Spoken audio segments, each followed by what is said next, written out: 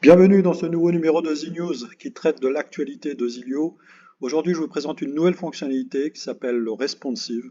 Donc, c'est la capacité à vos écrans, à vos composants de s'adapter par rapport au terminal qui les affiche. Ici, en l'occurrence, ce sont mobiles, tablettes et ordinateurs. Donc, je vais présenter cette fonctionnalité à travers une petite démonstration assez rapide qui va juste à l'essentiel. Donc regardons ici à gauche. À gauche, nous avons un écran qui est responsive, dans lequel on y trouve trois composants affichés sur mobile, affichés sur tablette et ordinateur. Et par défaut, ces trois composants vont tout le temps s'afficher. Vous aviez la possibilité, via une condition d'affichage, de conditionner l'affichage de ces composants, mais grâce à la nouvelle fonctionnalité responsive, vous avez un accès direct à comportement de ces composants sur les différents terminaux. Donc ici, celui-ci affiché sur mobile, on souhaite l'afficher uniquement sur mobile. Donc on se rend dans l'onglet Conditions et on voit que par défaut, tous les composants s'affichent à la fois sur mobile, sur tablette et ordinateur. Dans ce cas-là, on va décocher tablette et ordinateur et ce composant va uniquement s'afficher sur mobile. Alors par défaut ici, on est sur mobile, je bascule en tablette, ce composant disparaît, ordinateur, il disparaît également. Si on va en simulation, il apparaît sur mobile, il disparaît sur tablette, il disparaît également sur ordinateur.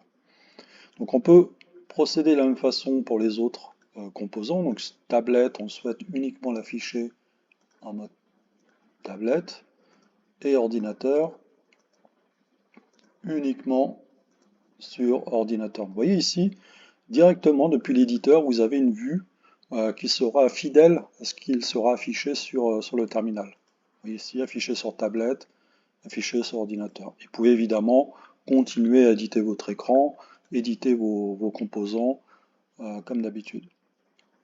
Donc voilà, c'était la première fonctionnalité. Je vous montrer ici en simulation. Vous voyez, on a nos composants qui s'affichent uniquement sur les terminaux sélectionnés.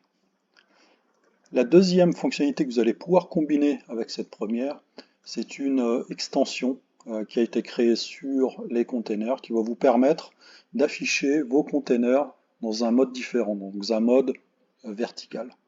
Donc ici, nous avons un dashboard qui s'affiche assez bien sur mode ordinateur ou mode desktop. On y voit ici une multitude de composants arrangés horizontalement. Ça fonctionne plutôt bien également sur tablette, mais ça fonctionne pas du tout sur mobile. Donc la première chose qu'on va faire, c'est qu'on va cacher ce premier composant, qui n'a pas vraiment de sens. Dans ce cas-là, on utiliserait plutôt un composant navigation. Donc pour cela, on se rend, comme on vient de le faire, on va indiquer que ce composant ne s'affichera pas sur mobile. Et ensuite, nous avons nos deux containers ici qui sont très chargés horizontalement. Et dans ce cas-là, on va leur indiquer que sur mobile, ils ne vont pas s'afficher de manière horizontale. Donc on décoche. Vous voyez ici, on a un affichage plutôt vertical. Donc si on se rend ici dans les autres modes, vous voyez, on est toujours en mode horizontal, tablette et ordinateur. En revanche, sur mobile, on est en mode vertical. Voilà, on va pouvoir procéder de même avec le deuxième container un peu plus bas. On n'est pas forcé de tout afficher également. On peut combiner la première règle qui consiste à afficher masqué en fonction du terminal. Ici, pour des fins de démonstration, on va indiquer que voilà, sur mobile, on va plutôt afficher en mode vertical.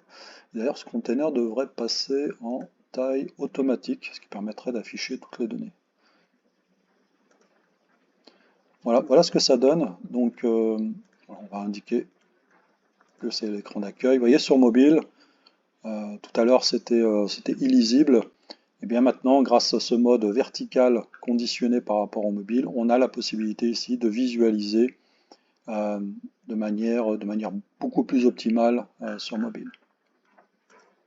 Donc voilà, c'est tout pour aujourd'hui.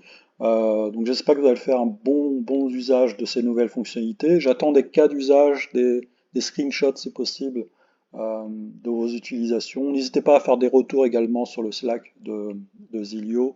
On aime bien visualiser vos utilisations des fonctionnalités récentes. Mais en tout cas, je vous souhaite une bonne journée et une bonne utilisation de Zilio.